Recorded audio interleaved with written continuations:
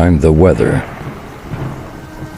You feel me cool, hot, windy, rainy, stormy, and even mild.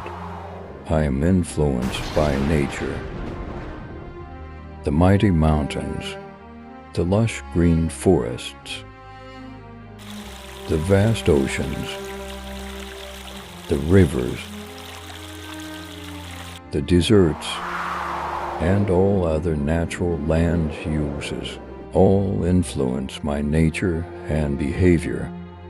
When I present you rains, your food grows. When I'm sunny, the plants and trees turn lush green. When I'm snowy, everything feels cold. When I'm hot, I ripen your fruits.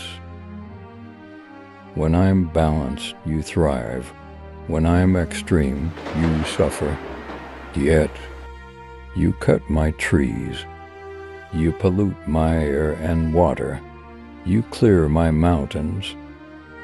You ignore my warnings. Your actions alter my patterns, and you've witnessed disturbed crop cycles. You've witnessed extreme weather events.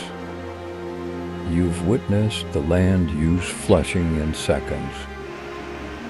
Yet, I've been here since the world began. And surely I'll continue to be here. Will you?